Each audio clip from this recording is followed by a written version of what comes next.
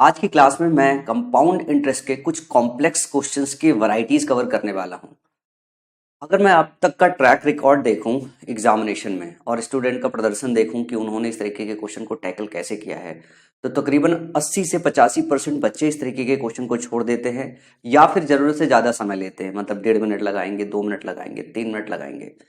तो आज मैं ये तीन तकरीबन वैरायटी कवर करने वाला हूँ। ये तीन वैरायटी के सारे जो क्वेश्चन है, जो कॉम्प्लेक्स क्वेश्चन है, जिसमें समय लगता है या अप्रोच देने में जिसमें दिक्कत होता है, उनका सलूशन मैं आपको सबसे इजीएस्ट वे से दूंगा। और आज के बाद कभी इस तरीके के सवालों में आप फंसोगे नहीं और तकरीबन जो है 30-35 सेकंड में या 40 सेकंड में जो है आप सवालों को टैकल कर लोगे जो है। सबसे पहले मैं आपको आज की क्लास का जो थ्योरी का सेक्शन है, वो थ्योरी का सेक्शन समझाऊंगा, ताकि आप जब सवालों पे हम लोग पहुंचे तो आपका ब्रेन बिल्कुल ओपन रहे। जैसे आज की सवाल में बहुत बेसिक है, कंपाउंड इंटरेस्ट में जब हम पढ़ते हैं ना, तो इस चैप्टर में एक बेसिक चीज है जो सिखाई जाती है। हम फॉर्मूले की तरफ नहीं बढ़ेंगे, मैंने अभी तक फॉर्मूला इसके पहले वाले लेक्चर में भी नहीं सिखाया और आज भी फॉर्मूले की तरफ नहीं चलेंगे जिस तरीके से आप कंपाउंड इंटरेस्ट पढ़ते हुए आ रहे हो। रहते दिन मैं आपको एक बात ये बताने वाला हूँ कि हम इसको परसेंटेज की तरह देखते हैं। परसेंटेज की तरह देखेंगे तो ज्यादा आसान है कंपाउंड इंटरेस्ट। कैसे? मान लो मैंने प्रिंसिपल ले लिया 1,000 रुपए, ठीक है ना, 1,000 रुपए ले लिया, जरूरत होगी तो एक जीरो और बढ़ा लेंगे। रेट मैंने ले लिया 10%। समझने के लिए सबसे सिंपल नंबर्स लेते हैं जिससे कैलकुलेशन हमारे लिए आसान हो। जो रेट है हमने 10% ले लिया, ठीक है। तो रेट जब 10% लिखा हुआ होता है तो हमने आपको ये भी सिखाया है कि आपको इसको 1/10 भी देखना होता है, 1/10 भी देखना होता है। जब हम इसे 1/10 देखते हैं तो हम एक बात ये भी कहते हैं कि हमारा अगर प्रिंसिपल 10 है तो हमें पहली साल जो इंटरेस्ट मिल रहा है वो 1 रुपए का मिल रहा है। तो मैं कह सकता हूं कि कोई हमारा जो प्रिंसिपल है वो एक साल में 10 से 11 हो रहा है। अगर 10 था तो एक उस पर ऐड हो जाएगा, 10 रुपए की चीज 11 रुपए बन जाएगी अगर हम 10% कंपाउंड इंटरेस्ट चार्ज कर रहे हैं। और 10% कंपाउंड इंटरेस्ट का मतलब ये होता है पहली साल के लिए एसआई निकालो या सीआई निकालो, दोनों बराबर होता है। डिफरेंस दूसरे साल से स्टार्ट होता है। फिर जब हम दूसरे साल की बात करते हैं तो हम इसको फॉर्मूले के हिसाब से नहीं जाते। हम कैसे जाते हैं? हम तो कुछ इस तरीके से जाते हैं कि हमने मान लिया कि हमारे पास 1,000 रुपए प्रिंसिपल, हमने 1,000 रुपए लिया है। हमें ये पता है कि हमारी जो चीज है वो 10 की चीज 11 में बदल जाएगी। तो अगर मैं फैक्टर देखूं किस फैक्टर से बदलेगा, तो ये जो है 11/10 के फैक्टर से बदलेगा। 11/10 के फैक्टर से बदलेगा, इसका मतलब ये है 10% इस पे ब्याज है, तो आप इसको ऐसे भी कह सकते हो कि इस पे 100 रुपए का ब्याज मिला। ये 11/10 के फैक्टर से बदला तो कितना हो गया? 1,100 रुपए हो गया। आप किसी भी तरीके से जाओगे आपको यही डेटा दिखाई देगा कि आप 1,000 रुपए से पहली साल 100 रुपए का इंटरेस्ट लोगे, 1,100 रुपए जाएगा। 10 से 11 हो रहा होगा कोई चीज, तो 10 की चीज 11 हो रही होगी तो 1,000 की चीज 1,100 हो जाएगी। इसके बाद ये जो हमारा आता है ये अगली साल प्रिंसिपल का काम कर रहा होता है। अगली साल भी आपको 10% इंटरेस्ट लगता है। अगर 10% अगली साल भी इस पे इंटरेस्ट लग रहा है तो अब 110 रुपए का आपको इंटरेस्ट मिलेगा, है ना। और अगर 110 रुपए इसमें जोड़ोगे तो ध्यान से देखो कितना हो जाएगा, 1210, 1,210 रुपए ही आपका हो जाएगा। अगर आप इसको 11/10 के फैक्टर से भी बढ़ाओगे, 11/10 के फैक्टर से बढ़ाओगे तो 11 11 हम 121, तो भी आपका जो अमाउंट है 1,210 ही पहुंचेगा। एक जो चीज है जो यहां देखने वाली बात है, जो मैं आपको दिखाना चाहता हूं, आप जरा ये देखो, ये जो 100 रुपए है ये 110 में कैसे बदला है। पहली साल का इंटरेस्ट 100 है, दूसरे साल आपको जो इंटरेस्ट मिला हुआ है 110 रुपए मिला है। तो पहले साल का सीआई जो है 100 रुपए है, दूसरे साल का सीआई जो है 110 रुपए है। लेकिन अगर मुझे पहले साल से दूसरी साल का अगर सीआई निकालना हो तो अगर मैं इस इंटरेस्ट का 11/10 कर दूं, इस 11 इंटरेस्ट का 11/10 कर दूं, तो ये क्या मुझे मिल जाएगा? 110 रुपए मिल जाएगा, ठीक है ना। मैं अब इधर से जाने के बजाय मैं ये कहता हूं कि अगर मुझे यहां का इंटरेस्ट निकालना है, अगर मुझे यहां का इंटरेस्ट निकालना है तो 110 का 11/10 कर दूं मैं, 110 का 11/10 कर दूं, तो आप जरा देखो क्या यही यही आ रहा है? 121 रुपए आ रहा है भाई। 11 11 में 121 और 2 जीरो कट जाएगा 100 से, 121 आ रहा है। इसको जरा जोड़ोगे तो क्या हो जाएगा? 1,331 रुपए हो जाएगा। जोड़ोगे तो 1,331 रुपए हो जाएगा। 1,210 का 10% निकालोगे, क्योंकि ये हर साल 10% पड़ रहा है, इसका 10% निकालोगे तो 10% के हिसाब से भी क्या होगा? ऐड होगा आपका 121 रुपए। या फिर आप अगर ये देखो कि आपका अमाउंट 11/10 के फैक्टर से अगर चेंज हो रहा है तो 121 का 11 में गुणा करोगे तो भी 1,331 आएगा। ये जो डेटा है ना, इसका ऑब्जर्वेशन बहुत जरूरी है। ये एक बार आप ऑब्जर्व कर ले जाओगे तो जितने सबसे कॉम्प्लेक्स क्वेश्चन बने हुए ना, वो सारे के सारे जो कॉम्प्लेक्स क्वेश्चन है वो आसान हो जाएंगे आपके लिए। आज तकरीबन 20 एक सवाल हम लोग कवर करने वाले हैं, जिसमें सिर्फ और सिर्फ इसी चीज को ध्यान से हमको देखना है सवालों को टैकल करने के लिए। अब मैं बोलूं कि अगर इसके आगे जाना है तो आप इसका 10% निकाल दो, 133.1 इसमें जोड़ दो, या फिर आप 121 का 11/10 निकाल दो। तभी भी 121 का 11/10 निकालोगे तो क्या हो जाएगा, 133.1 हो जाएगा, इसको जोड़ दो। या फिर आप 1331 का 11/10 निकाल दो, तो भी इसको जोड़ोगे तो आपका जो डेटा आएगा वो वही आएगा, 14।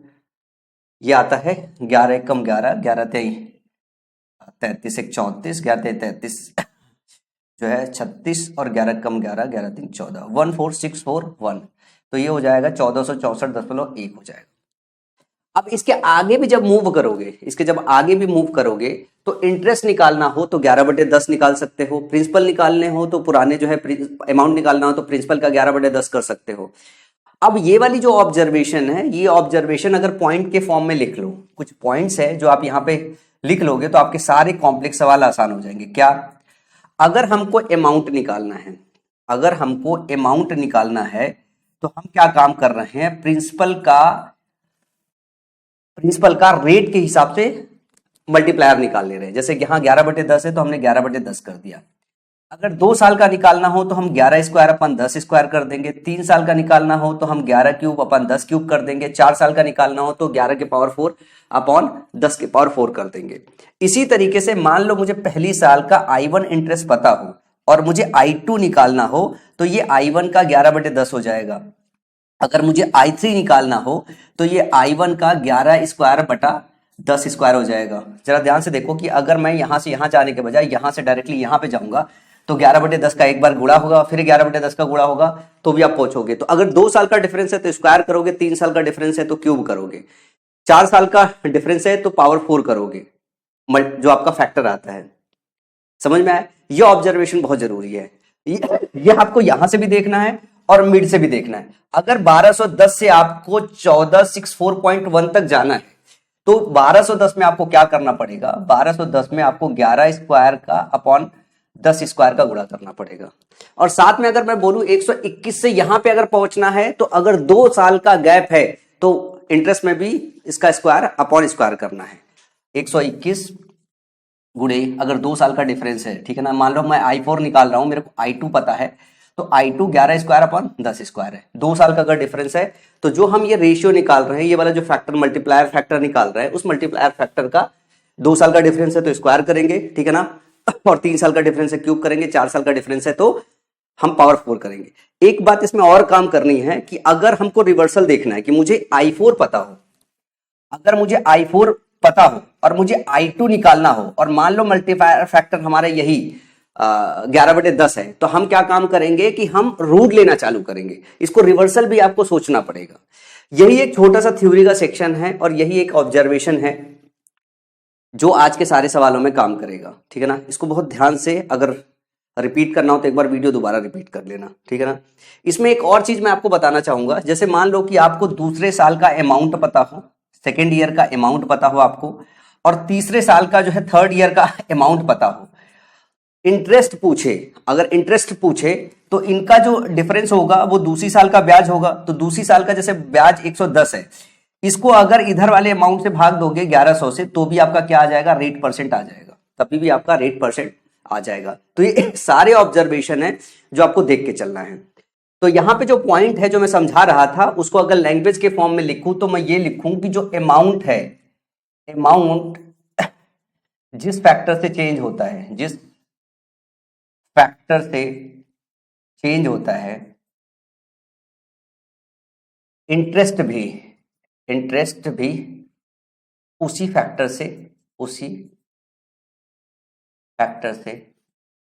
चेंज होता है, चेंज होता। ये एक इंपॉर्टेंट डेटा है जो आपको याद रखना है, ठीक है ना। एक और है जो डायरेक्ट फॉर्मूला है, आपको रटना पड़ेगा। जब सवाल आएगा तो मैं वहीं पे रटवा दूंगा, क्योंकि अभी रटवाऊंगा तो दिमाग से उतर जाएगा। जैसे ही आएगा मैं वहीं पे आपको रटवा दूंगा जो है। उसके प्रूफ हुप में मत जाओ, कोई फायदा नहीं है प्रूफ देखने में जो है, ठीक है ना। तो प्रैक्टिस क्वेश्चन कुछ 20 एक क्वेश्चन आज की क्लास में करेंगे, और ये 20 के 20 क्वेश्चन आप देखोगे सबसे कॉम्प्लेक्स क्वेश्चन रहे होंगे, ठीक है ना। सारे के सारे क्वेश्चन आज के बाद आपको बिल्कुल आसान लगेंगे। बेसिक्स पे फोकस करना है, और 2-4 क्वेश्चन प्रैक्टिस करने के बाद हम तेज करेंगे सवालों को। जैसे सवाल है, चक्रवृद्धि ब्याज पर निवेश की गई राशि पहले वर्ष के अंत में 750 रुपए और दूसरे वर्ष के अंत में 900 रुपए हो जाती है, राशि क्या है।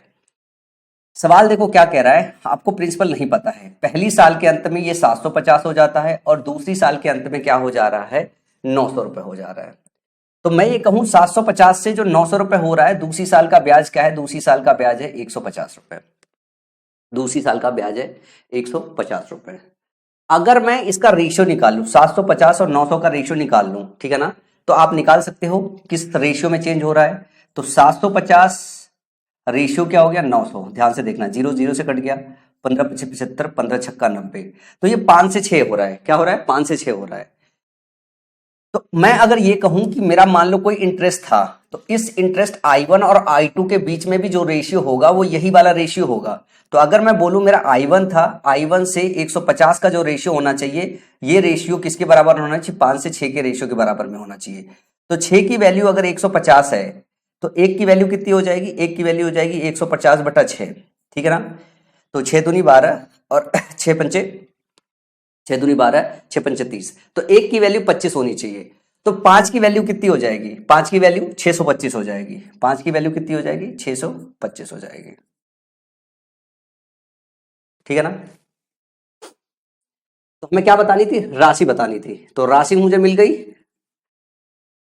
नहीं राशि हमें नहीं मिली, 150 थी ना। एक बार और वापस देख लेते हैं। राशि तो हमें मिल गई 625 रुपए ही मिली, लेकिन हम अगर देखें तो ये जो ये ब्याज होगा वो 125 रुपए होगा, ठीक है ना। 25, 1 की वैल्यू 25 है, तो 5 की वैल्यू कितनी हो जाएगी, जरा गुणा गलत कर दिया है। तो 1 की वैल्यू अगर इतनी है तो 5 की वैल्यू कितनी हो जाएगी, 125 हो जाएगी। तो आपका जो ब्याज आया ये I1, ये I1 कितना आ गया, ये I1 आपका 125 आ गया प्रिंसिपल में। तो इसमें से घटा दोगे तो कितना हो जाएगा, 625 में 125 का जोड़ोगे तो 750 होगा। तो सवाल का सही जवाब ऑप्शन नंबर बी होगा। ध्यान रखिएगा जो है, ये मैंने 25 में गुणा कर दिया है कि 1 की वैल्यू 25 है, ठीक है। 1 की वैल्यू 25 है तो मुझे 5 निकालना था, मैंने 25 गुणे 25 कर दिया था, तो 625 डायरेक्टली आ गया था। तो 5 की वैल्यू जो होगा 25 गुणे 5 125 होगा। तो सवाल का जवाब 625 हो जाएगा। एक तो ये तरीका है, ठीक है ना, जो मैंने अभी आपको सिखाया कि रेशियो में कैसे डील करते हैं, ये वर्बली डील हो जाएगा। आप क्या काम कर सकते हो, मेंस वाले अगर बच्चे हो तो आप इसको ऐसे सीधे निकाल सकते हो कि 15 25 75, 15 छक्का 90, ठीक है ना। 5-6 का रेशियो है, और मैं अगर इंटरेस्ट निकालूं तो 150 है। तो 6 की वैल्यू क्या है, 150 है। 5 की वैल्यू कितनी आ जाएगी, ये आ जाएगी 25, और 5 की वैल्यू 125 हो जाएगी। और 750 में से 125 घटाओगे 625 आ जाएगा, सवाल का जवाब मिल जाएगा।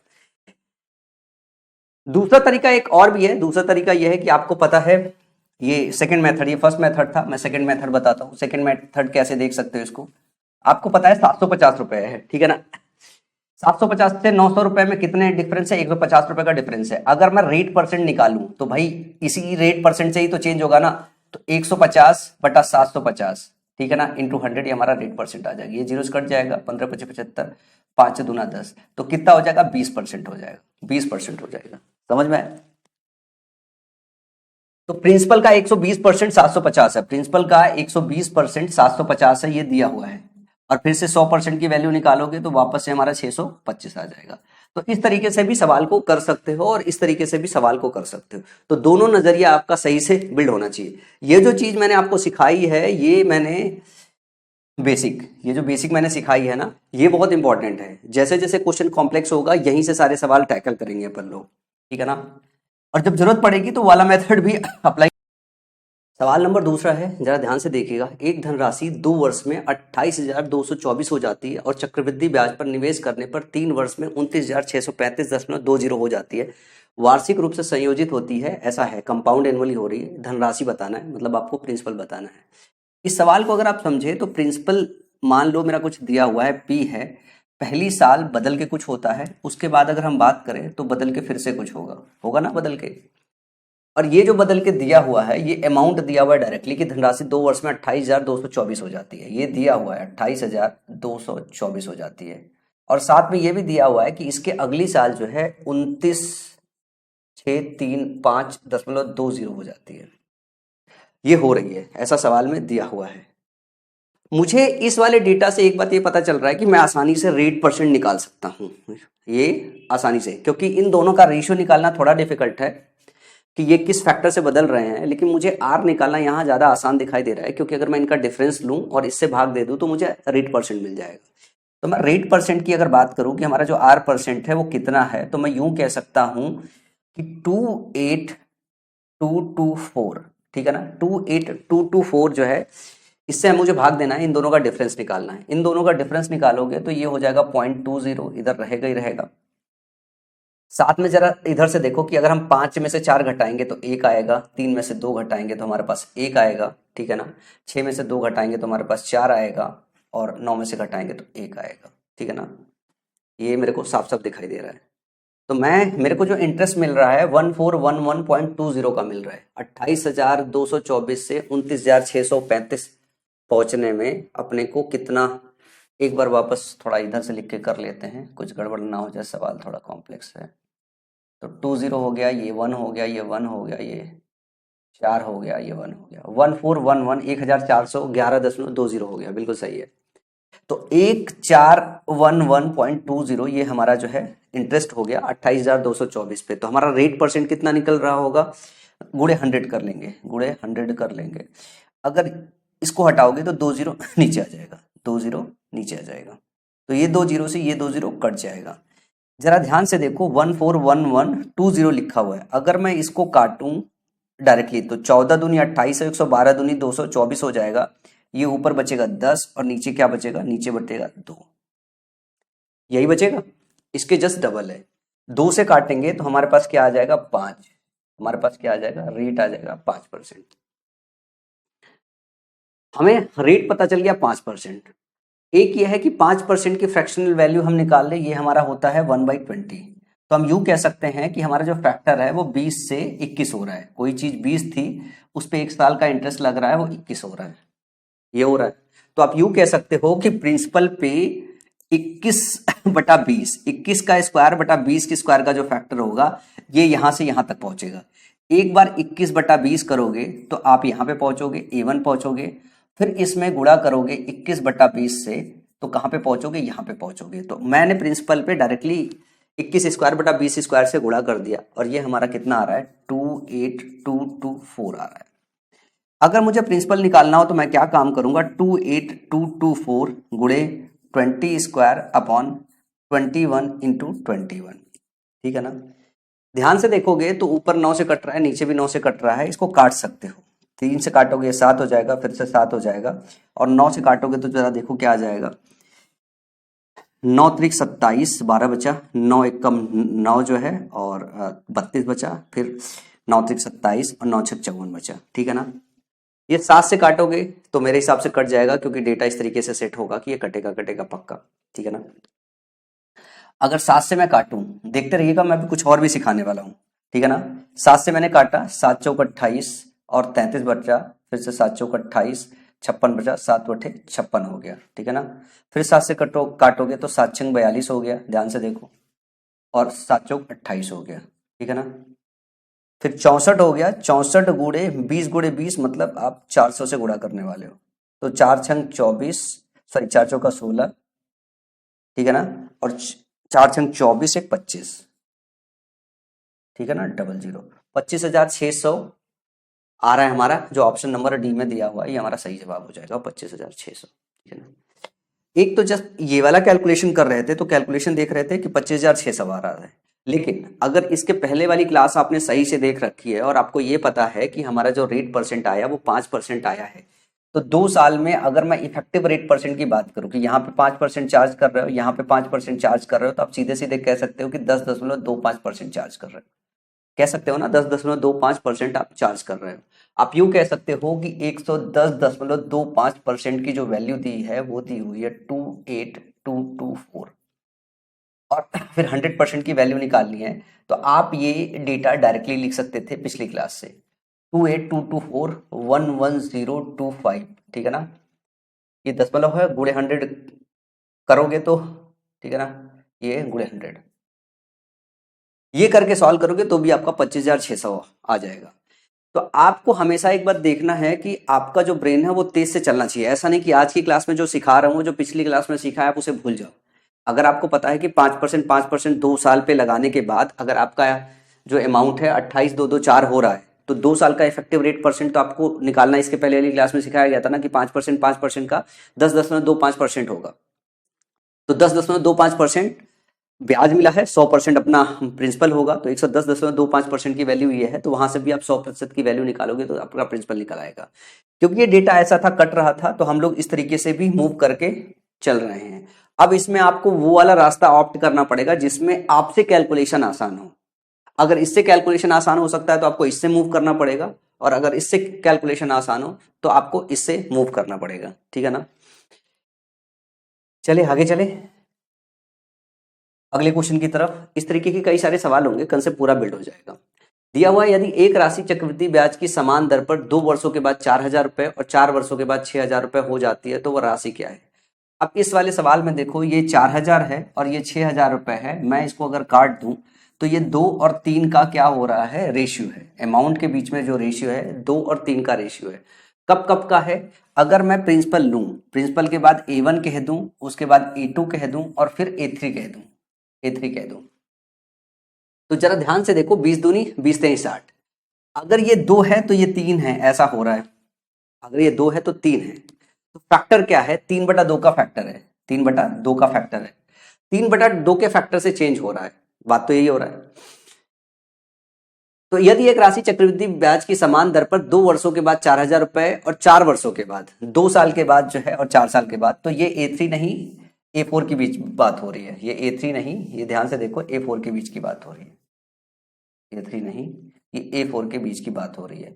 यहां से यहां जो चेंज हो रहा है, 2 सालों का जो फैक्टर है कंबाइंड, 2 सालों का जो फैक्टर है कंबाइंड, वो क्या है, 3/2 है।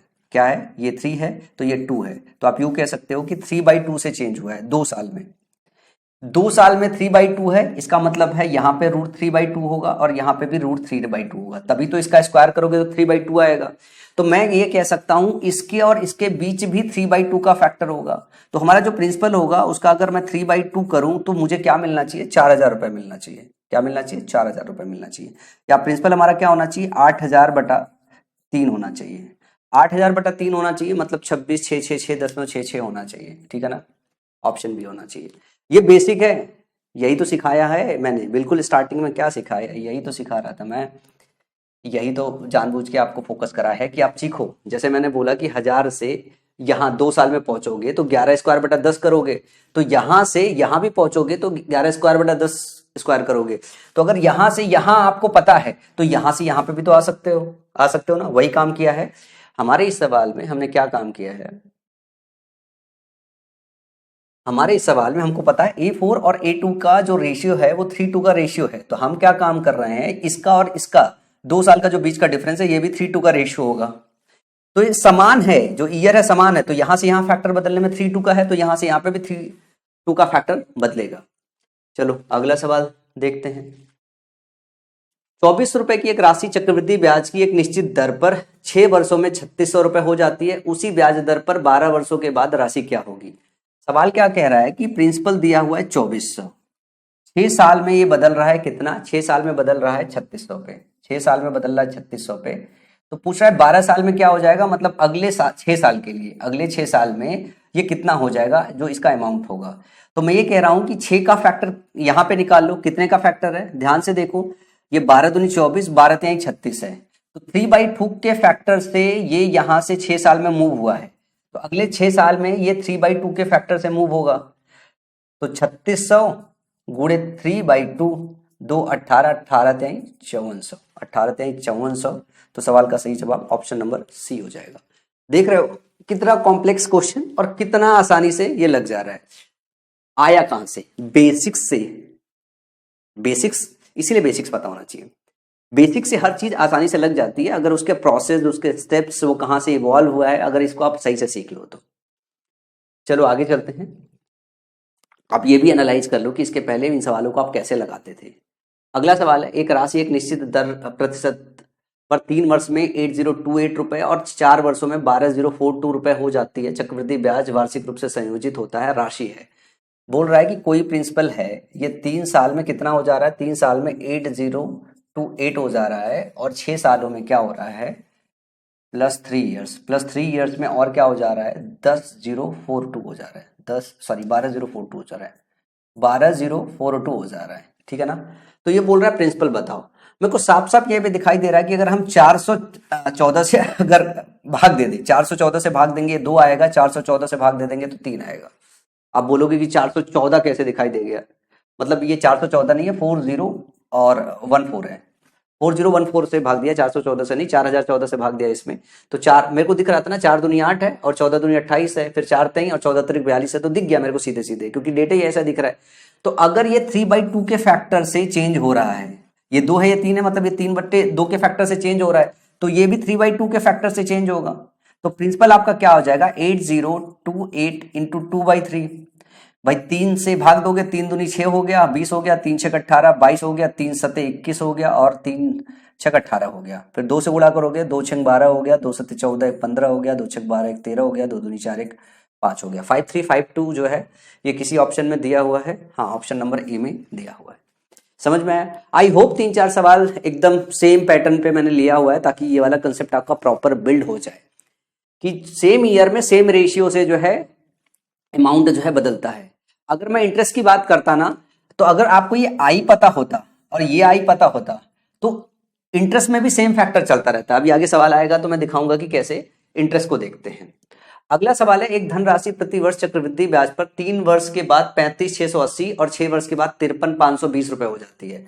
अब आपको पता है कोई प्रिंसिपल क्या हो जा रहा है, 35,680 और अगले 3 साल के बाद, ये 3 साल के बाद ये हो जा रहा है, अगले 3 साल के बाद क्या हो जा रहा है, 53,520 हो जा रहा है, 520 हो जा रहा है। और आपको यहाँ पे फिर से वापस प्रिंसिपल बताना है, फिर से प्रिंसिपल बताना है।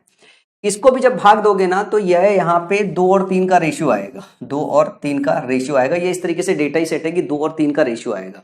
तो आप इसको भी ये कह सकते हो कि प्रिंसिपल जो है 3/2 के रेशियो से चेंज जब होगा तो 35,680 पहुंचेगा। तो प्रिंसिपल आपका क्या हो जाएगा, 35,680 गुणे 2/3। 3 से भाग दे दो, 3 एक कम 3 और 3 एक कम 3 26 है जो है, ठीक है ना। 8 से 14 14 3 17 17 5 22। 3 से भाग नहीं जा रहा है तो अप्रोक्सीमेट वैल्यू आएगी इसमें, ठीक है ना, अप्रोक्सीमेट वैल्यू आएगी। निकटतम पूर्णांक तक पूछा है, अप्रोक्सीमेट वैल्यू आएगी, ठीक है ना। तो 2 0 0 2 8 16 2 6 12 1 13 और 2 5 10 1 11 और 2 3 6 1 7, ठीक है ना, डिवाइडेड बाई जो है 3।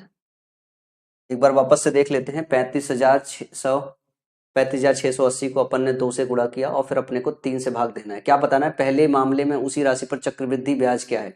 एक्चुअली यहाँ पे आपको ब्याज बताना है। क्या बताना है, ब्याज बताना है। मैं प्रिंसिपल बताने आ गया था, प्रिंसिपल बताने आ गया था मैं, ब्याज बताना है आपको। जब ब्याज बताना है तो इसको भी सोचना बहुत जरूरी है। जब ब्याज बचाना है तो आपको ये भी सोचना बहुत जरूरी है। अब हमने ये बता दिया कि कोई चीज 3 से 2 में कन्वर्ट हो रही है, 3 से 2 में कन्वर्ट हो रही है, तो मैं ये कह सकता हूं ये 2 था तो ये 3 था, तो ब्याज इस पे कितना था, +1 का था, ब्याज +1 का था। तो 3 की वैल्यू मुझे पता है 35,680 है। तो अब मुझे 2 की नहीं है, मुझे 1 की वैल्यू निकालनी है। तो 35680 में 3 से भाग देना है। तो 3 एक कम 3, फिर 3 एक कम 3 हो जाएगा, फिर 26 हो जाएगा, 3 8 24, फिर 28 हो गया, 3 9 27, 1189 के आसपास आएगा कहीं पे, 1189 और आगे जो जीरो में है तो 3 ही आ जाएगा। तो सही जवाब हो जाएगा 11893, ठीक है ना। यहाँ पे पता है क्या है, यहाँ पे क्या है, इंटरेस्ट पूछा है, प्रिंसिपल नहीं पूछा हुआ है। तो अगर ये 3 की वैल्यू है तो 2 की वैल्यू प्रिंसिपल होगी और 1 का उस पर ब्याज है, तो 1 की वैल्यू निकाली, 1 की वैल्यू निकाल ली है। ये 11893.33 ऐसे करके मूव करेगा, ठीक है ना। तो 11893 is the right option, option number B. चलो अगले सवाल की तरफ चलते हैं, देखते हैं चीजें बदली है कि अभी वैसी है। चक्रवृद्धि ब्याज पर एक निश्चित राशि 3 वर्षों में 66,550 रुपए और 4 वर्षों में 73,205 रुपए तक बढ़ जाती है। प्रतिवर्ष प्रतिशत दर क्या है। ये सबसे आसान और सबसे वाहियात क्वेश्चन था भाई। आपको 66,550 पता है क्या है। थर्ड ईयर अगर मैं प्रिंसिपल ले लूं, पहली साल कुछ होगा, दूसरी साल कुछ होगा, और फिर फाइनली यहाँ पे बदल के चला आया जो है ये तीसरी साल। तीसरी साल में क्या बोल रहा है, 66,550 है, और इसके बाद वाले साल में क्या है, 73,205 है, 73,205 है। इसके बीच का डिफरेंस निकालोगे तो 6655 आएगा, 6655 आएगा। ये डेटा इसी तरीके से सेट है। तो इस पे अगर एक साल में 66,55 अगर ब्याज मिल रहा है तो रेट परसेंट कितना होगा, 10% होगा। रेट परसेंट कितना होगा, 10% होगा।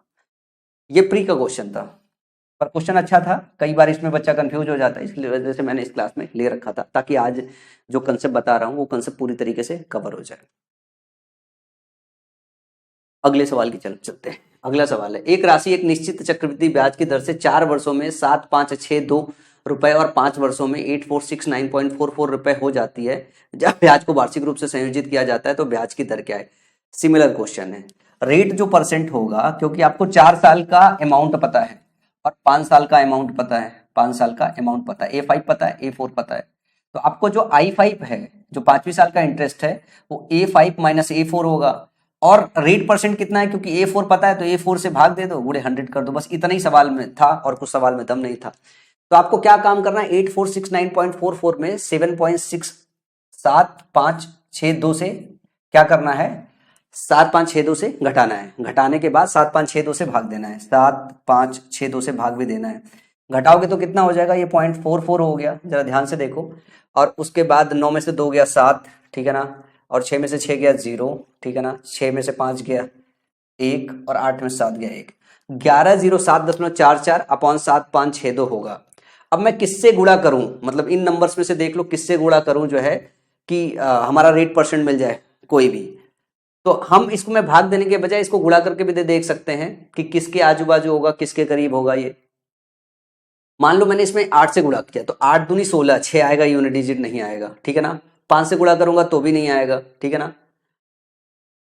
अगर मैं इसमें रेट परसेंट निकालना तो 100 का गुणा कर दूं, तो 100 के गुणा करने के बजाय मैं क्या काम करूं, 1107 4 कर दूं। अगर मैं ध्यान से देखूं तो मैं 12 से अगर गुणा करूंगा तभी मेरा यूनिट डिजिट मिलेगा, 12 दूनी 44। अगर इसमें 12 से गुणा कर दो तो 12 दूनी 44 हो जाएगा, फिर 12 छंग 72 तो 74 हो जाएगा। तो 44 मिल रहा है, मतलब हमारा सही जो जवाब है वो यही है। गुणा करोगे तो भी आपका फाइनल जो आएगा, इसको गुणा करके 11,0744 ही आएगा। तो हमारे सवाल का सही जवाब क्या हो जाएगा, 12% हो जाएगा। अगले सवाल की तरफ चलते हैं, जरा अगला सवाल ध्यान से देखना।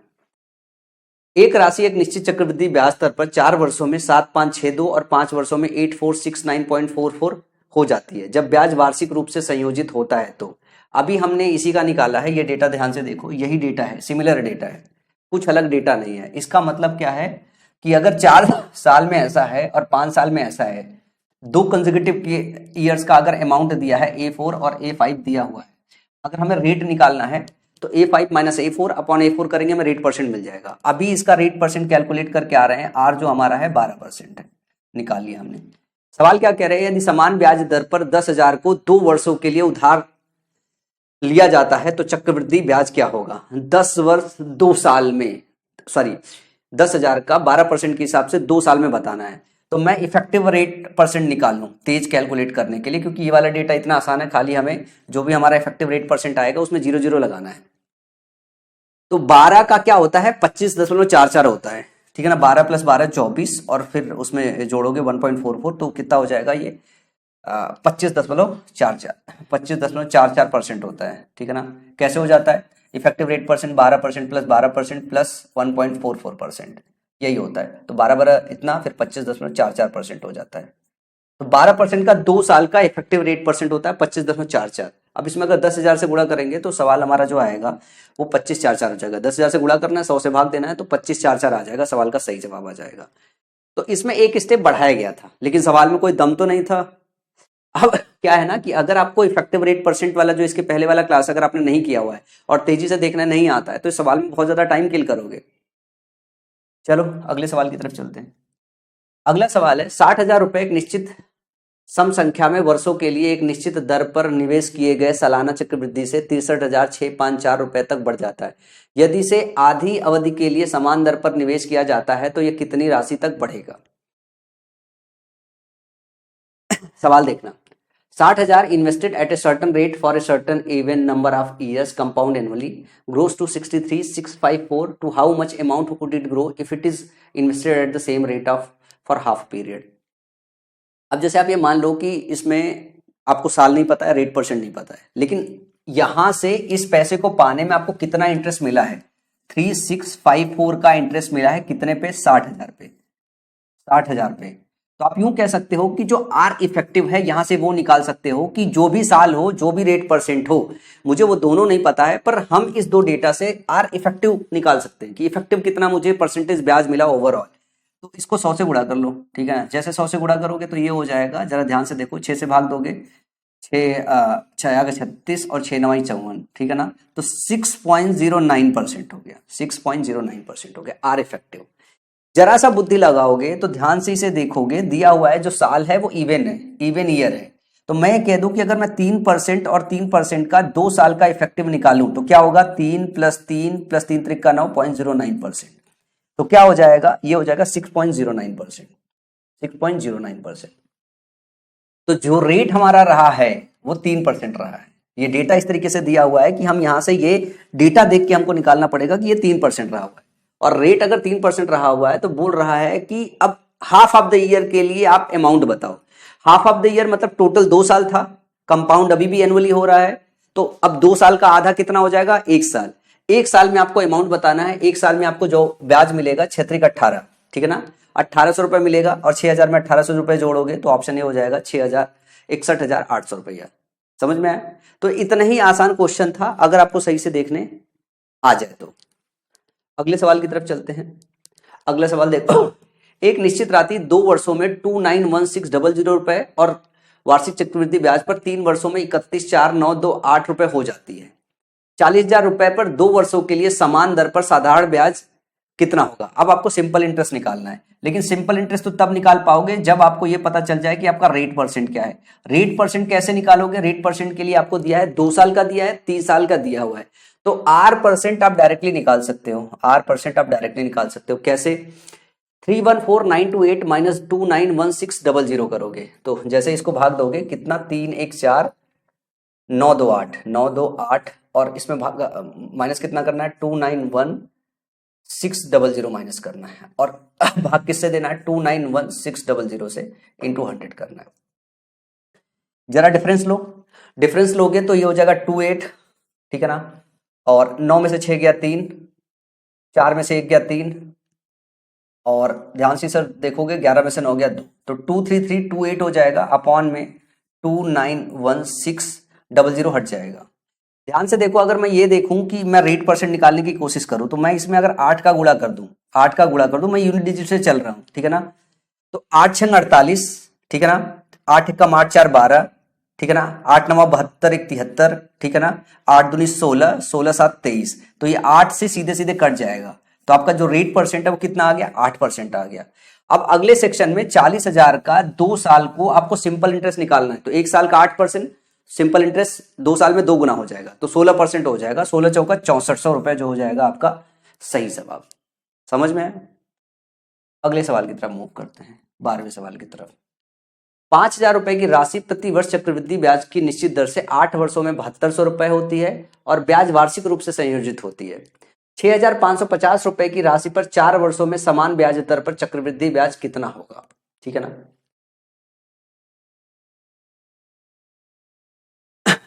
12वां क्वेश्चन है, अच्छा क्वेश्चन है, ठीक है ना, ध्यान से देखते रहिएगा।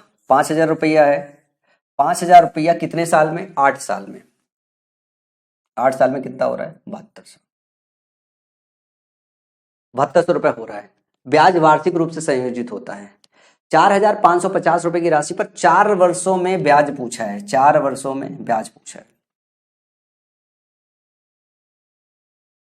तो आप इसका रेट परसेंट निकालोगे या फिर आप ये निकाल लो कि किस फैक्टर से 8 साल में बदला हुआ है। मैं ये निकालूंगा किस फैक्टर से 8 साल में बदला हुआ है। इसके लिए मैं ये जीरो काट दूंगा, ये जीरो काट दूंगा, ठीक है ना। फिर मैं 2 से भाग दूंगा, 2 से भाग दूंगा तो ये हो जाएगा 25 और ये हो जाएगा, ध्यान से देखो, 36। तो 8 साल में ध्यान से देखना, 8 साल में जो फैक्टर बन रहा है वो 25 से 36 बन रहा है। अगर मैं इसको 4 साल की बात कर लूं, अगर मैं इसको 4 साल की बात कर दूं तो मुझे फैक्टर कैसे पता चलेगा? मैं इनका रूट ले लूंगा, तो रूट 25 से क्या हो जाएगा? रूट 36 में बदलेगा, अगर ये फैक्टर है। जैसे मैंने बोला कि अगर कोई चीज 10 से 11 हो रही है एक साल में, ये एग्जांपल लेके समझाया था ना कि 10 से 11 हो रही है, ठीक है ना। दूसरी साल में क्या होगी? 10 स्क्वायर से 11 स्क्वायर होगी। तीसरी साल में क्या होगी? जो है क्यूब से क्यूब होगी। फिर चौथे साल में 10 के पावर 4 से 11 के पावर 4 होगी। 8 सालों में कितने हो जाएगी? 10 के पावर 8 से क्या हो जाएगी? 11 के पावर 4 हो जाएगी, 11 के पावर 8 हो जाएगी। मैं ये कह दूं अगर मुझे ये पता है और यहां से मुझे 4 साल का फैक्टर निकालना है कि वो क्या होगा, तो आप क्या काम करोगे? इसका अंडर रूट लोगे। जब इसका अंडर रूट लोगे तो यही आ जाएगा। तो मुझे 8 साल का पता है, मैं 4 साल का पूछ लूं कि 4 साल में किस फैक्टर से चेंज होगा, तो 4 साल में अंडर रूट 25 से अंडर रूट 36 होगा, यानी 5 से 6 चेंज होगा, 5 से 6 चेंज होगा। अब क्या बोल रहा है कि 6,550 रुपए की राशि पर 4 वर्षों में समान ब्याज दर है। जिस फैक्टर से ये चेंज हो रहा है इसी फैक्टर से यहां पे भी चेंज करना है, लेकिन क्या समय दिया हुआ 4 साल, तो मैंने 4 साल के हिसाब से निकाल लिया कि 4 साल में किस फैक्टर से चेंज हो रहा है। 4 साल में 5 से 6 चेंज हो रहा है, तो ये वाला जो सेक्शन है ये भी क्या होगा? 5 से 6 चेंज हो रहा होगा। तो पूछा क्या है? ब्याज कितना होगा। तो 5 कोई प्रिंसिपल रही होगी, वो 4 सालों में 6 में बदल जाएगी। यहां यही बता रहा है ना कि 4 सालों में 5 से 6 हो जाएगी। तो 6,550 रुपया, जरा ध्यान से देखो, 6,550 रुपया है, ये हमारे 5 की वैल्यू है। और हमें चाहिए क्या? हमारे पास ब्याज कितना लग रहा है? 1 यूनिट का। तो 5 यूनिट हम मुझे पता है 5 यूनिट इसके बराबर है, तो 1 यूनिट कितना बराबर होगा? तो ये भाग दे लो, 5 एकम 5, 5 तेई 15, 5 एकम 5, 5 0 0, तो 1,310 रुपए हमारा क्या हो जाएगा? वो हो जाएगा इंटरेस्ट। समझ में आया? इस सवाल को सॉल्व करके देख लो, कोई मेथड अप्लाई करके देख लो, सवाल सॉल्व करके देख लो। आप इससे आसान तरीके से इसको बिल्कुल सॉल्व नहीं कर सकते हो, ठीक है ना। किसी बच्चे को अगर ये बात नहीं समझ में आई तो एक बार मैं फिर से समझा देता हूं। जैसे मैंने आपको ये वाला एग्जाम्पल लिया था कि 1,000 रुपए है, ठीक है ना। 1,000 रुपए से मैंने आपको बताया है कि यहाँ पे 11, अगर रेट आपका 10% है, तो रेट आपका जो है अगर 10% है तो ये क्या होगा? 11/10 से चेंज हो रहा है। और इसको प्रिंसिपल ही ले लो, क्या ले लो? इसको सिंपल प्रिंसिपल ले लो, ठीक है ना। तो हम क्या काम करते हैं, हम इसको कैसे लगते हैं कि कोई चीज 10 से 11 हो रही है पहली साल, फिर अगली साल 10 से 11 हो रही है, फिर अगली साल 10 से 11 हो रही है, फिर अगली साल 10 से 11 हो रही है। इसमें होता क्या? ये सारा हमारा प्रिंसिपल होता है और ये हमारा सारा अमाउंट होता है, सारा अमाउंट होता है। तो अगर मुझे 8 साल का पता चल रहा है कि भाई 8 साल में 36 और 25 है, ये निकल रहा है, मुझे अगर 4 साल का निकालना है तो मुझे सिंपल इसका अंडर रूट करना है, सिंपल इसका अंडर रूट करना है कि हमारी 4 साल में जो चीज होगी वो 5 से 6 रही होगी। तो यहां पे जो है ये अगर 5 से 6 हो रहा है, ये वाला अगर 5 से 6 हो रहा है तो ये भी 5 से 6 ही होगा। तो मेरे पास ये 5 की वैल्यू पता है, 6 की वैल्यू नहीं पूछा है। मान लो ये पूछ देता अमाउंट क्या होता, तो इसमें फिर आपको 6 से गुणा करना पड़ता। पूछा है ब्याज कितना मिलेगा, तो ये हमारा 5 का वैल्यू है, इस पे 1 का ब्याज मिलेगा, तो 1 का ब्याज निकाला 1,310 रुपए हो जाएगा। समझ में आया? चलो अगले सवाल की तरफ मूव करते हैं। अगला सवाल है, किसी भी राशि पर वार्षिक चक्रवृद्धि ब्याज दूसरे वर्ष के लिए 1,320 रुपए और तीसरे वर्ष के लिए 1,452 रुपए है। पहले वर्ष की शुरुआत में मूल राशि क्या होगी? सवाल दिया था, annual interest compounded on any amount is 1,320 रुपए for the second year and ₹1,452 for the third year. What will be the original amount at the beginning of the first year. इस सवाल को सॉल्व करके देखो यार, आपके परछक्के उड़ जाएंगे, लगेगा नहीं, मतलब सवाल ही नहीं उठता कि आप इसको लगा पाओ। अब इस सवाल को मैं बताऊं, मान लो कोई प्रिंसिपल है, जरा ध्यान से देखना, प्रिंसिपल है, आपको रेट परसेंट नहीं पता है, तो किसी भी राशि पर वार्षिक चक्रवृद्धि ब्याज दूसरे वर्ष के लिए, पहले वर्ष कुछ भी ब्याज मिला होगा मेरे को नहीं पता है, ये मान लो हमारा अमाउंट A1 हो गया। इसके बाद अगर ध्यान से देखोगे ये हमारा अमाउंट A2 हो गया। बोल रहा है दूसरे साल का जो ब्याज है वो मेरे को पता है कितना है, 1,320 रुपए है।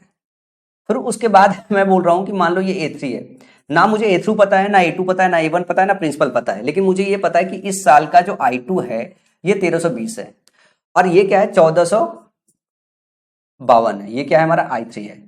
तो मैंने आपको क्या बोला था, मैंने आपको बोला था कि इनके बीच भी सेम ही जो है फैक्टर होता है, जिस फैक्टर से A1 A2 बदलेगा, A2 A3 बदलेगा, उसी फैक्टर से I2 I3 बदलता है। तो अगर मैं फैक्टर निकालना चाहूं तो मैं फैक्टर बहुत आसानी से निकाल सकता हूं, फैक्टर बहुत आसानी से निकाल सकता हूं। और ये फैक्टर क्या हो जाएगा, ये फैक्टर ऐसा हो जाएगा 1452 अपॉन में कितना हो जाएगा 1320। ध्यान से देखो ये सब 11 से डिविजिबल है, 11 से डिविजिबल है तो कैसे काटेंगे, 11 कम 11, 11 दूनी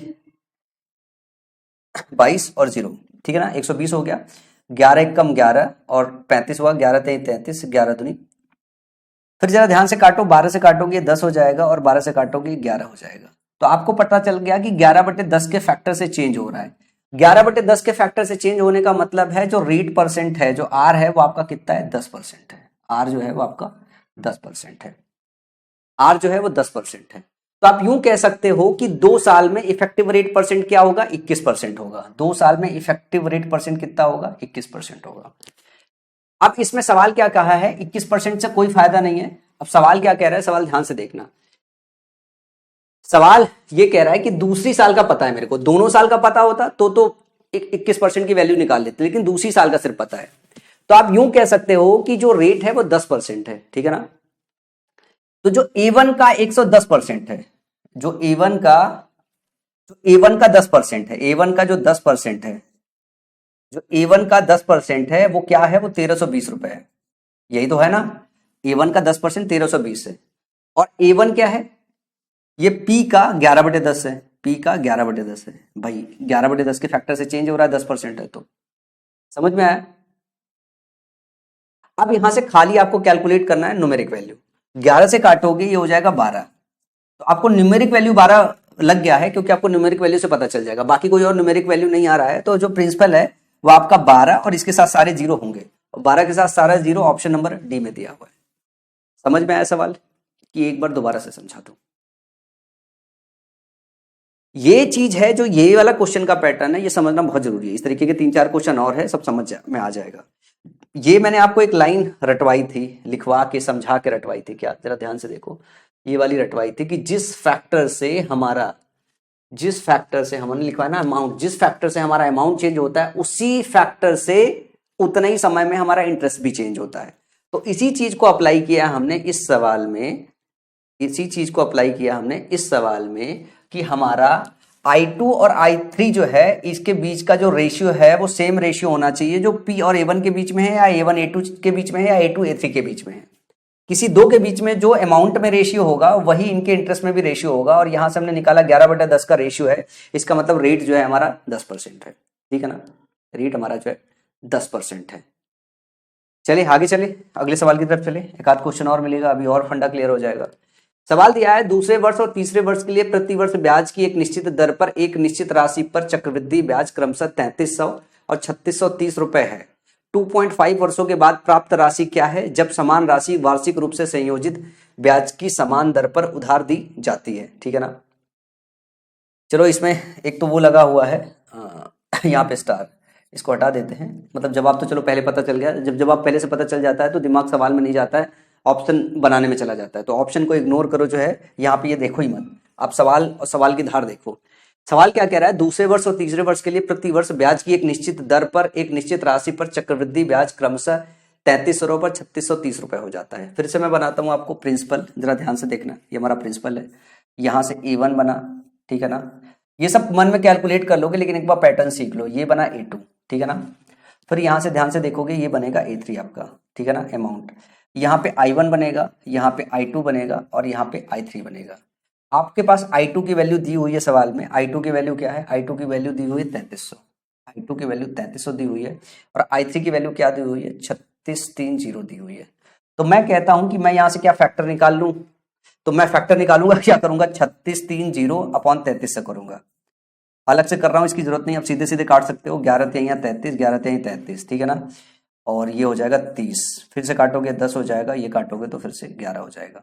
वापस ये यहाँ से यहाँ 11/10 के हिसाब से आ रहा है। फिर से आपको ये पता चल गया कि जो रेट है, रेट कितना हो गया 10% हो गया। जब 11/10 का फैक्टर होता है इसका मतलब आर जो है 1/10 होता है, ठीक है। अब यहां से वापस यहाँ आना है तो आप क्या काम करोगे, मैं इसको अगर हटा दूं, आपको वापस क्या निकालना है, प्रिंसिपल निकालना है ना, ठीक है ना। 3300 रुपए है और 36 रुपए है, तो 2.5 वर्ष के बाद प्राप्त राशि क्या है जब समान राशि वार्षिक रूप से संयोजित ब्याज की समान दर पर उधार दी जाती है। पिछले क्वेश्चन में यहां तक पूछा था, ठीक है ना। इस क्वेश्चन में एक स्टेप और पूछा है, और ये तभी कर पाओगे जब आपकी स्पीड अच्छी हो गई होगी, तभी एग्जाम में इसको 40-45 सेकंड में कर पाओगे, वरना 2-3 मिनट खा जाएगा आपका। यहां से वापस इधर आना है, यहां से वापस इधर आना है। आपको पता है अगर मैं A1 की बात करूं, ठीक है ना, तो ये जो होगा, जो A1 है वो प्रिंसिपल का कितना होगा, 11/10 होगा, ठीक है ना। और इसका 1/10, इसका 1/10 होगा वो क्या होगा, वो 3300 रुपए होगा।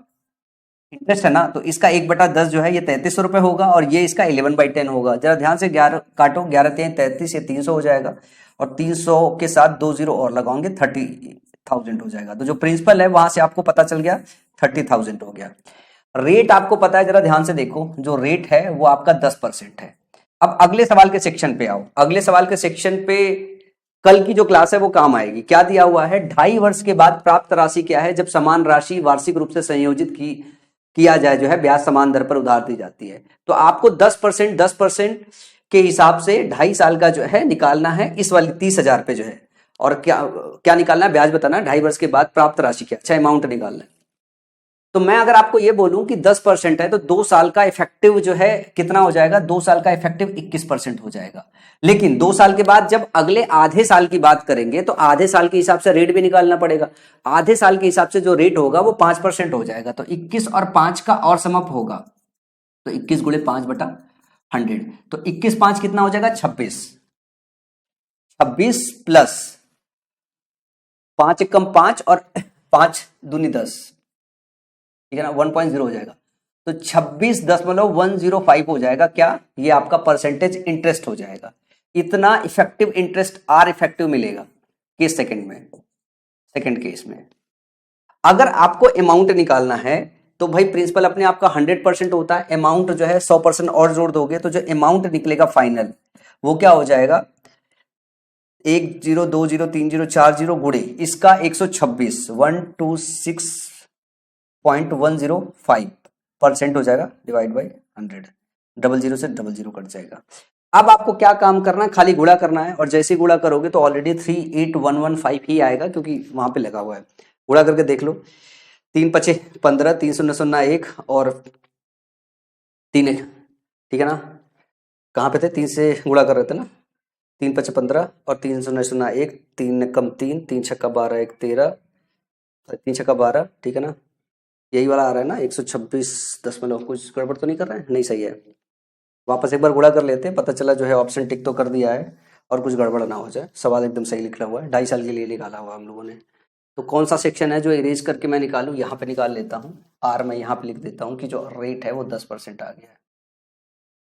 हमको क्या निकालना है, 30,000 का 126.105%, ठीक है ना।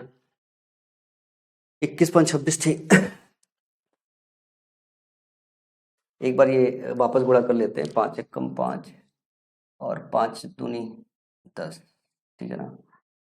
ये हो जाएगा 101.05% हो गया। तो 21.26 नहीं, हाँ ठीक है, गड़बड़ हो गया था।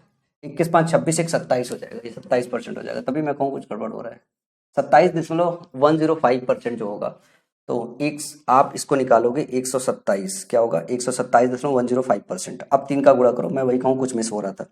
3 × 5 = 15, 3 0 0, ठीक है ना, 1 3 कम 3, ठीक है ना, 3 7 21, 3 दूनी 6, तो 8 और 3 कम 3, 381315 आ रहा है, 381315। कुछ तो गड़बड़ हुआ है जहाँ पे, हाँ ठीक है, गड़बड़ हो गया। ये एक और गड़बड़ हो रहा है, मैं वही कहूँ कहाँ कुछ ना कुछ गड़बड़ हो रहा है, मैच करना चाहिए। थोड़ा जल्दबाजी हो गया, एक बार वापस लिख लेते हैं। ये हो गया 27.05%, ठीक है ना, 27.05%। तो ये हो जाएगा 127.05%, 05%। अब गुणा करोगे तो आ जाएगा, ठीक है ना। 3 × 5 = 15, 3 0 0 1, 3 7 21 और 3 दूनी 6, तो 8 और 3 कम 3, 38,115 अब आ गया, ठीक है ना। सवाल का सही जवाब ऑप्शन नंबर सी। जोड़ने घटाने में थोड़ी सावधानी बरतनी, कभी कभी हो जाता है इस तरीके का एरर, ठीक है ना। चलो आगे चलते हैं। अगला सवाल है क्वेश्चन नंबर 15। यदि ब्याज की दर 20% प्रति वर्ष है, वार्षिक रूप से संयोजित की जाती है और दूसरे वर्ष में एक निश्चित राशि पर ब्याज 250 रुपए है, तो पांचवें वर्ष में उसी राशि पर ब्याज क्या होगा? ये सवाल बिल्कुल ही आसान है। किसी भी मेथड से इसको लगा के देखो, जो मेथड मैंने अभी आज आपको समझाया है ये आपके लिए बहुत आसान होने वाला है। अगर मैं रेट की बात करूं, आर की बात करूं, तो आर है हमारा 20%। आर है हमारा क्या है? 20%। 20% का मतलब 1/5। तो हम यूं कह सकते हैं कोई चीज 5 से 6 हो रही है एक साल में। क्या कह सकते हैं? 5 से 6 हो रही है एक साल में। अब कंसेप्ट भी यही समझाई दे रहा हूँ। मान लो यहाँ कोई प्रिंसिपल है, ध्यान से देखना, ठीक है ना। जब हम बात कर रहे हैं A1 की, ठीक है ना, फिर हम बात करेंगे A2 की, हम बात करेंगे A3 की, ध्यान से देखते रहना। फिर हम बात करेंगे A4 की, हम बात करेंगे A5 की, और चलना है तो A6 की बात कर लो। कितने साल का दिया है उतने साल तक घूम लेते हैं। दूसरे वर्ष में एक निश्चित राशि पर ब्याज 250, 5 वर्ष में पूछा है। यहाँ आपका I1 हो गया, कलर थोड़ा बदल लूँ, मजा आएगा आपको सवाल करने में। ये हो गया I2, ये हो गया I3, ये हो गया I4 और ये हो गया I5, ठीक है ना। और ये हो गया I6। अगर कोई चीज 5 से 6 हो रही है तो आप यूं कह सकते हो कि अमाउंट निकालने के लिए इसमें 6/5 से गुणा करना पड़ेगा, ठीक है ना। और इसमें वापस 6/5 से गुणा करना पड़ेगा। लेकिन अगर मुझे यहां से यहां जाना है तो आपको 6²/5² गुणा करना पड़ेगा। यहां से यहां जाना है तो आपको 6/5 से गुणा करना है। किसमें? इसमें 6/5 से गुणा करोगे तो ये क्या मिल जाएगा? ये मिल जाएगा, ठीक है ना। लेकिन आपको यहां से यहां जाना है तो आपको 6³/5³ करना पड़ेगा। समझ में आया? अगर आपको डायरेक्टली यहां से यहां जाना है तो आपको 6⁴/5⁴ करना पड़ेगा। अगर यहां से यहां जाना है तो 6⁵/5⁴ करना पड़ेगा। अगर यहां से आपको इसमें जाना है तो आपको क्या करना पड़ेगा? 6⁵/5⁴ करना पड़ेगा। ये बात समझ में आई कि जो अमाउंट है वो 6/5 के फैक्टर से चेंज हो रहा है क्योंकि रेट हमारा 20% है। लेकिन सिर्फ यही बात खत्म नहीं होती है, ये अप्लाई होता है आपके I1 और I2 में। अगर I1 और I2 को जाना है तो इसका 6/5 करोगे तो I2 पे पहुंच जाओगे। अगर I1 से I3 जाना है तो आप 6²/5² करोगे तो यहां पहुंच जाओगे। अगर आपको I4 जाना है तो इसको 6⁴/5⁴ करोगे तो पहुंच जाओगे। I5 जाना है तो आप 6⁵/5⁴ करोगे, पहुंच जाओगे। अगर आपको ये करना है तो आपको क्या काम करना पड़ेगा? 6⁵/6⁵ करना पड़ेगा। बस ये फंडा आपको बहुत क्लियर कट समझना है। ये फंडा अगर क्लियर कट समझ गए तो ये सवाल बहुत आसान हो जाएगा। सवाल क्या पूछ रहा है कि दूसरे वर्ष में एक निश्चित राशि पर 250 रुपए है, तो आपके पास क्या है? ये I2 है। क्या है? ये I2 है। I2 दिया हुआ है और I5 तक पहुंचना है। I5 तक पहुंचने के लिए इनके बीच में कितने साल का गैप है? 3 साल का गैप है। अगर मैं ये कहूं कि I3 से I4 जाना है, यहां से यहां जाने के लिए आपको 6/5 से गुणा करना है। लेकिन यहां से अगर आपको I5 जाना है तब आपको 6²/5² जाना है। तो इसका बेसिक फंडा क्या है? 2 साल का गैप है तो स्क्वायर करना है, 3 साल का गैप है तो क्यूब करना है, 4 साल का गैप है तो पावर 4 करना है। तो यहाँ पे कितना गैप है? 3 गैप है। तो आपको क्या काम करना है? 6³/5³ करना है, 5³ करना है इसका। और I2 दिया हुआ है आपका 250। I2 क्या दिया हुआ है? 250 गुणे 6³/5³। 5 का क्यूब मतलब 5 × 5 × 5 हो गया, ठीक है ना। जब इसको सॉल्व करोगे तो 432 आ जाएगा, 432 आ जाएगा। 25 गुणा करोगे 10 हो जाएगा, ठीक है ना। ये कट जाएगा, ठीक है ना। 2 और ये काटोगे तो 2 हो जाएगा, ठीक है ना। ये आपका 216 होता है 6 का क्यूब, ठीक है ना। इसमें 2 का गुणा करोगे तो कितना हो जाएगा? 432। समझ में आया? ये बेसिक फंडा है, ये बेसिक्स है। आगे के कुछ सवालों में यही अप्लाई करेंगे, तेज अप्लाई करेंगे, ठीक है ना। क्वेश्चन नंबर 15 के बाद क्वेश्चन नंबर सवाल है 18,000 रुपए की राशि को 10% प्रति वर्ष चक्रवृद्धि ब्याज पर उधार दिया जाता है, जो वार्षिक रूप से संयोजित होता है। तीसरे वर्ष और चौथे वर्ष के लिए चक्रवृद्धि ब्याज के बीच का अंतर क्या है? इस सवाल को भी जरा प्यार से इसका कंसेप्ट समझ लो। जैसे मैंने आपको बोला कि प्रिंसिपल हमारा कोई है, इस प्रिंसिपल से पहली साल हमारा अमाउंट A1 बन रहा है और दूसरी साल हमारा अमाउंट A2 बन रहा है, तीसरी साल हमारा अमाउंट A3 बन रहा है, चौथी साल हमारा A4 बन रहा है, ठीक है ना। 4 साल की बात की है तो हमने यहाँ 4 साल की बात की है। मैं अगर आपको बोलूं कि पहली साल उसे इंटरेस्ट I1 मिला है, सेकेंड ईयर में उसे I2 मिला है, थर्ड ईयर में I3 मिला है, और चौथी साल में उसे I4 मिला है। सवाल में डेटा क्या दिया हुआ है? सवाल में जो रेट है वो 10% दिया हुआ है। 10% का मतलब हो गया 1/10, या आप यूं कह सकते हो एक साल में कोई चीज 10 से 11 बदल रही है, 10 से 11 बदल रही है। अगर मैं ये कहूं कि मुझे आपको प्रिंसिपल से A1 पहुंचना है तो आप सब लोग कहोगे कि सर इसका 11/10 कर दो। अगर मैं आपको बोलूं प्रिंसिपल से मुझे डायरेक्टली A2 पहुंचना है तो आप कहोगे 11 स्क्वायर अपॉन 10 स्क्वायर से गुणा कर दो। अगर मैं आपको बोलूं कि भैया मुझे प्रिंसिपल से A3 पहुंचना है तो आप बोलोगे सर 11 क्यूब अपॉन 10 क्यूब से गुणा कर दो। मैं अगर बोलूं प्रिंसिपल से अगर A4 पहुंचना है तो आप बोलोगे कि 11 के पावर 4 अपॉन 10 के पावर 4 से गुणा कर दो। ये तो तुरंत समझ में आ जाता है। एक चीज जो मैं कब से सिखाने की कोशिश कर रहा हूं वो यही सिखाने की कोशिश कर रहा हूं, सेम चीज आपके इंटरेस्ट पे भी लगता है। अगर मुझे I1 से I2 पहुंचना है तो आप इसमें 11/10 का गुणा कर दो। अगर आपको I1 से I3 पहुंचना है तो 11 स्क्वायर अपॉन 10 स्क्वायर कर दो। अगर आपको I1 से I4 पहुंचना है तो आप 11 क्यूब से 10 क्यूब का गुणा कर दो, 11 क्यूब अपॉन 10 क्यूब का गुणा कर दो। ठीक है, ये गुणा करोगे तो आप I4 पे पहुंच जाओगे। सवाल में क्या दिया हुआ है? सवाल में 18,000 आपकी प्रिंसिपल वैल्यू दी हुई है। मैं अगर इसमें निकालना चाहूं पहले साल का इंटरेस्ट क्या होगा, तो पहले साल का कंपाउंड इंटरेस्ट या सिंपल इंटरेस्ट बराबर होता है। 10% इंटरेस्ट है तो 18,000 का 10% कितना हो जाएगा? 18,000 का 10% जो है हो जाएगा वो आपका I1, ये हो जाएगा 1800 रुपया। अब इस I1 से आप I3 पहुंच सकते हो, इस I1 से आप I4 पहुंच सकते हो, और जो आपको चाहिए वो I4 और I3 का डिफरेंस चाहिए, I4 और I3 का डिफरेंस चाहिए। तो ये है कंसेप्ट का सेक्शन। ये क्या है? कंसेप्ट का सेक्शन है। अब सवाल कैसे करेंगे? सवाल ऐसे करेंगे, जरा इसको ध्यान से देखो। आर था हमारा 10%, या इसको 1/10 कहते हैं। मैं ये कह देता हूं कि अगर मेरे को रिलेशन निकालना है, अगर मेरे को रिलेशन निकालना है किससे? I1 और I3 के बीच में निकालना है, तो मैं ये कह सकता हूं कि 10 स्क्वायर से 11 स्क्वायर हो जाएगा, क्योंकि I1 और I3 के बीच में कितना डिफरेंस है? 2 का डिफरेंस है, तो स्क्वायर में चलेगा। ये हो गया आपका I1, ये हो गया आपका I3। मैं फिर से कहूं कि मैं I1 से I4 जाना चाहता हूं तो मुझे 10 क्यूब से क्या जाना पड़ेगा? मुझे 10 क्यूब से 11 क्यूब जाना पड़ेगा। ये आपका I4 हो जाएगा, I4 हो जाएगा। देखो I1 सवाल में हमने निकाल लिया है, और I1 जो भी होगा वो हमेशा बराबर होगा। ऐसा तो नहीं कि इस केस में I1 अलग हो, इस केस में I1 अलग हो।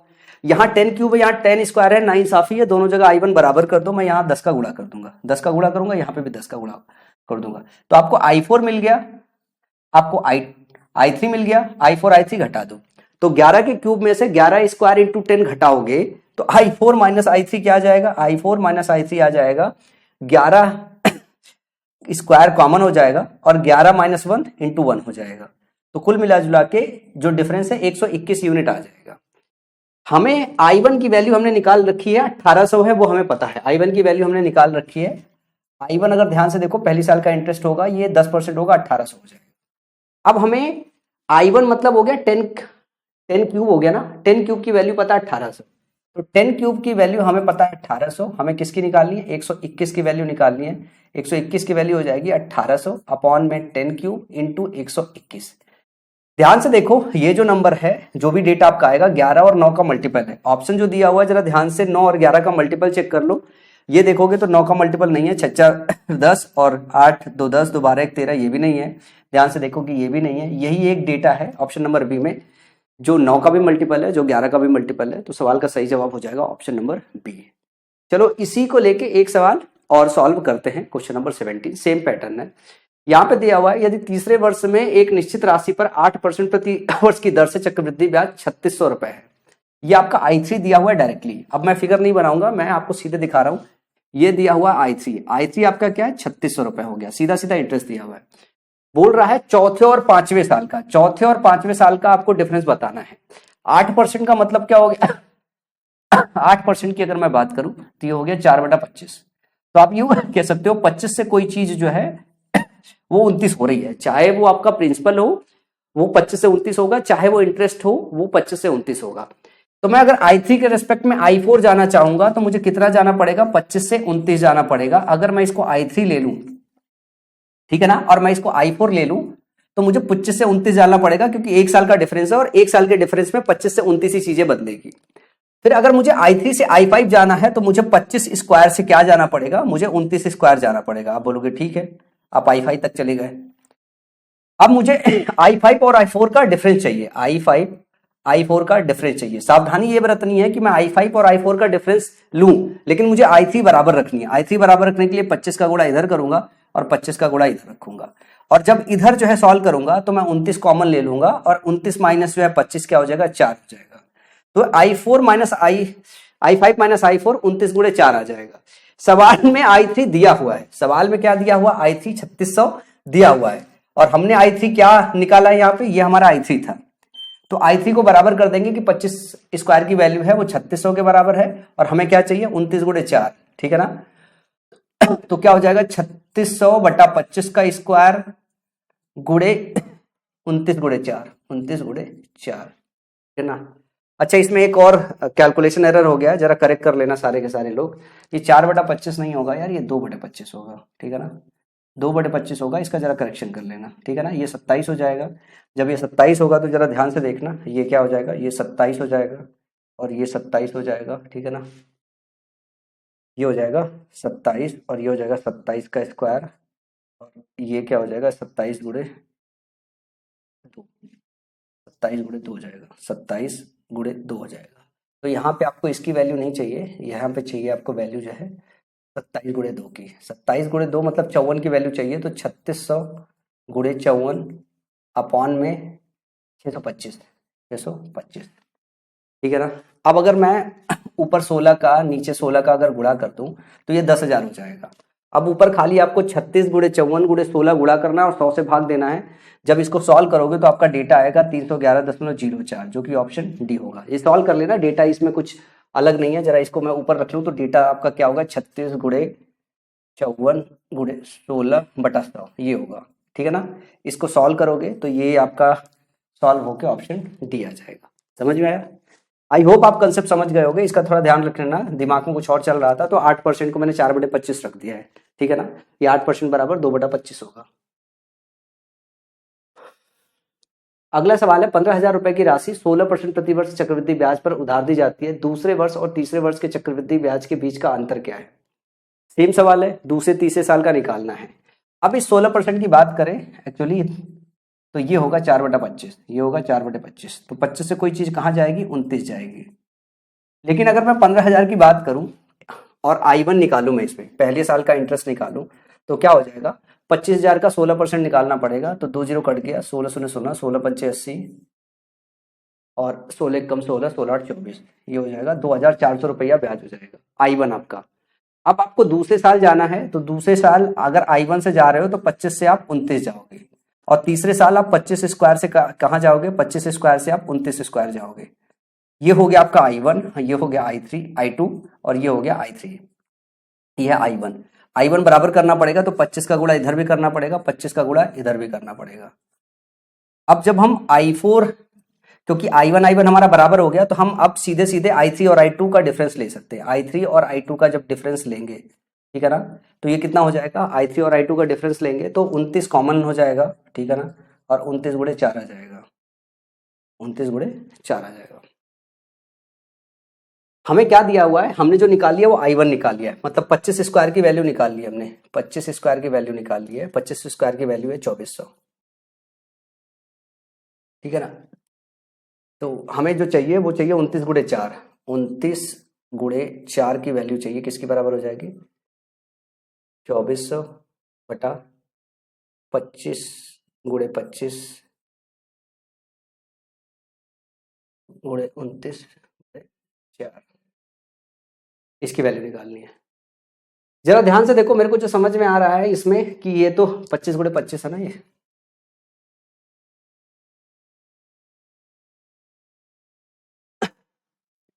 ये 3 से डिविजिबल है। नंबर जो हमारा आएगा वो जो है 3 से डिविजिबल होना चाहिए।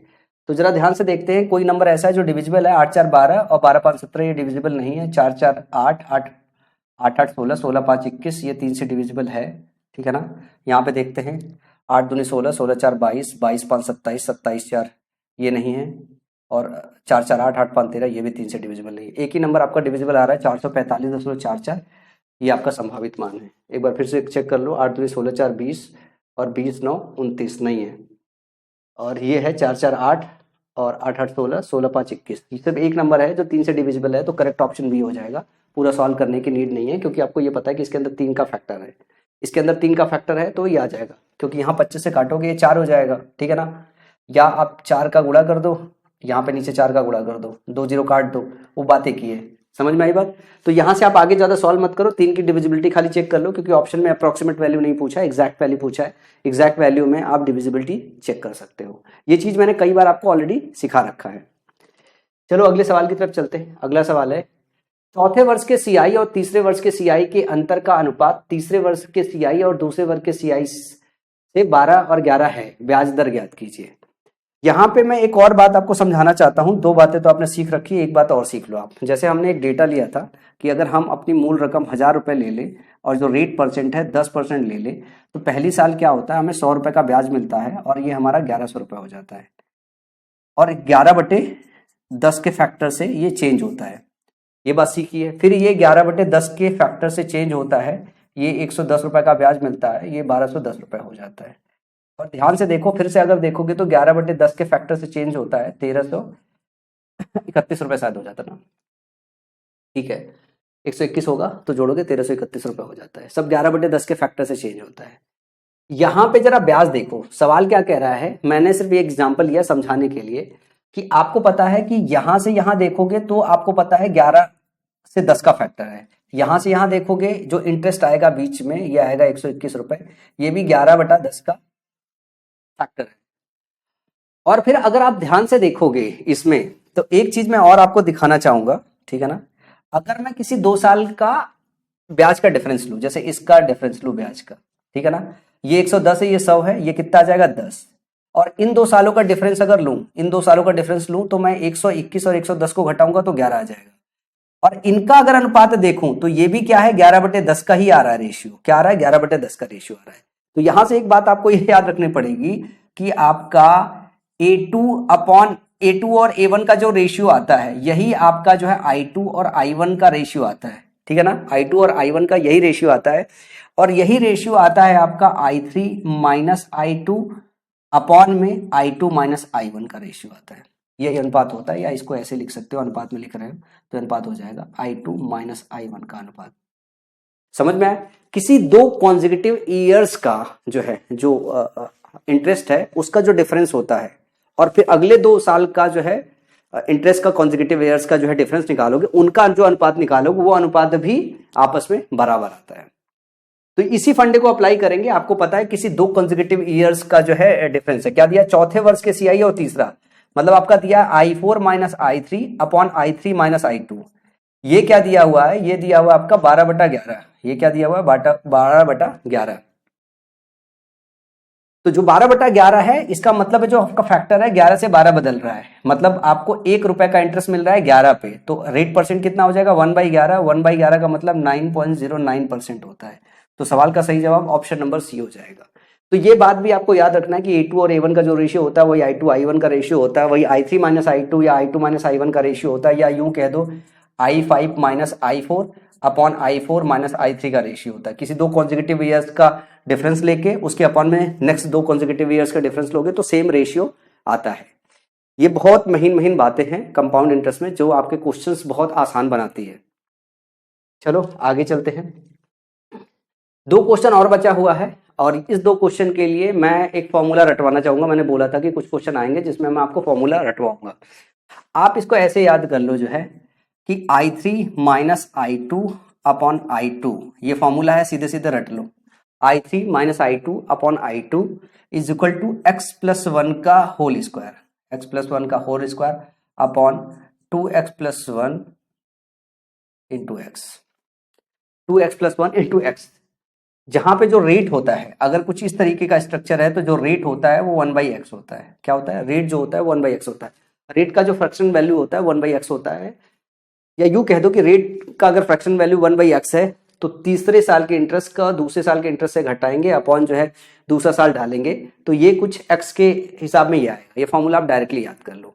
अब ये सवाल कई बार आपको मॉक टेस्ट में देखने को मिलता होगा। ये दिया हुआ है किसी निश्चित धनराशि पर 2 वर्ष का चक्रवृद्धि ब्याज 234 है तथा 3 वर्ष का चक्रवृद्धि ब्याज जो है 381 है। सॉरी, इसमें I3 और जो I2 लिखा हुआ है ये थोड़ा सा समझने वाली बात है। ये यूं कह दो कि 1 से लेके 3 साल का पूरा इंटरेस्ट, 1 to लेके 3 है, 1 से लेके 2 है, 1 से लेके 2 तक है। I3 I2 नहीं है, I3 I2 वाला तो अपन चेक कर चुके हैं, ये ऐसा है, फिर से देख लो। ये इंटरेस्ट आपका 1 से लेके 3 साल तक का जो भी इंटरेस्ट हो, 1 से लेके 3 साल तक पूरा इंटरेस्ट है, माइनस जो है 1 से लेके 2 साल का इंटरेस्ट है, अपॉन में 1 से लेके 2 साल का इंटरेस्ट है, ये जो होता है x प्लस वन का होल स्क्वायर अपॉन में 2x प्लस 1 इंटू एक्स होता है। इसको डायरेक्टली याद कर लो, इसके प्रूफ में नहीं जाऊंगा मैं, ठीक है ना, बहुत सारा टाइम बर्बाद होगा क्योंकि मेंस वाले बच्चे हो, तो इसको आप याद रख सकते हो, छोटा सा डेटा है, आपको मॉक टेस्ट में देखने को मिलता होगा, ठीक है। अब यहाँ पे ध्यान से देखो, यहाँ पे क्या दिया हुआ है, ये 2 साल तक का दिया हुआ है और ये 3 साल तक का दिया हुआ है।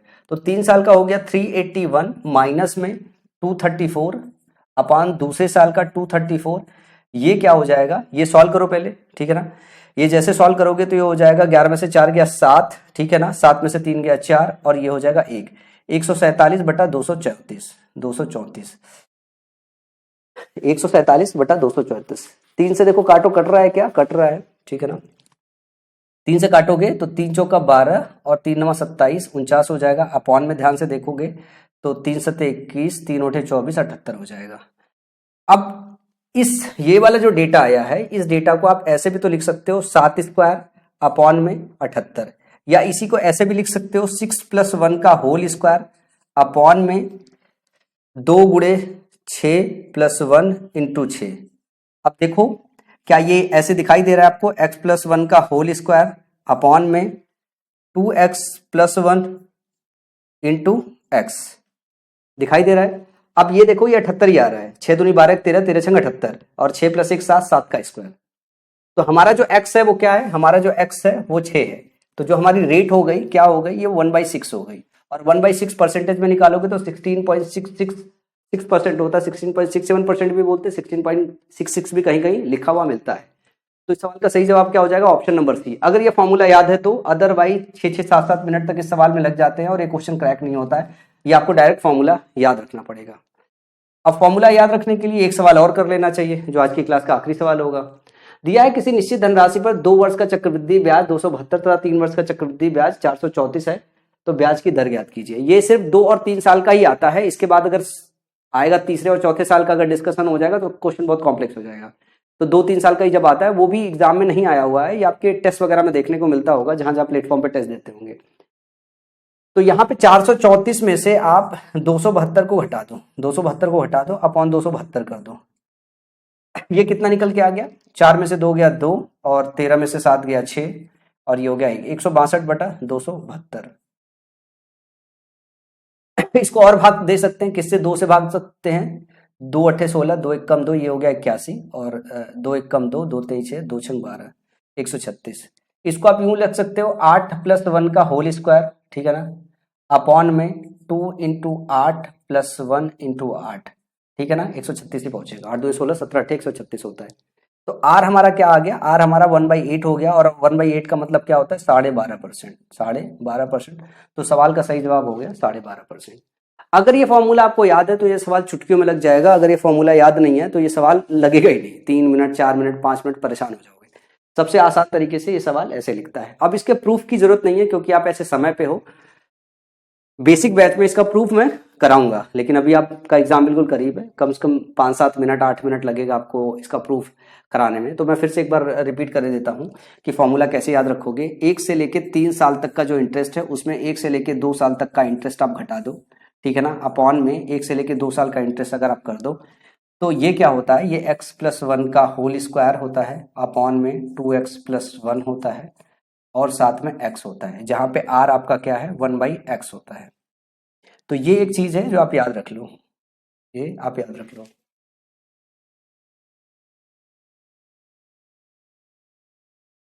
फॉर्मूला है, इसको आप याद कर लो, ठीक है ना। तो आज की क्लास में इतना ही। उम्मीद करता हूं कि आज की क्लास में मैंने कुछ अच्छा सिखाया होगा और एग्जाम में जाके आप और उम्दा परफॉर्म करोगे। अगली क्लास में कुछ और स्पेशल डिस्कशन करेंगे। अभी आज की क्लास में हम कंपाउंड इंटरेस्ट डिस्कस कर रहे थे। अभी हम SI CI के डिफरेंसेस नहीं देख रहे हैं। SI CI के डिफरेंस के लिए अभी क्लास लेके आऊँगा। मतलब एक बहुत कॉमन क्वेश्चन जो आपके एग्जाम में आता है कि 2 साल का जो है एसआई और सीआई का डिफरेंस बताओ, 3 साल का डिफरेंस बताओ, 4 साल का डिफरेंस बताओ। उसको किसी और क्लास में करने वाला हूँ, लेकिन अभी तक जो फोकस है वो सिर्फ कंपाउंड इंटरेस्ट में सारा का सारा डिस्कशन रहा है। मैं उम्मीद करता हूँ पहली और दूसरी क्लास आपने बहुत तमीज से देखी होगी। आप इंतजार करो, मैं तीसरा लेक्चर भी इस पर डिलीवर करूँगा, आपको बहुत मजा आएगा।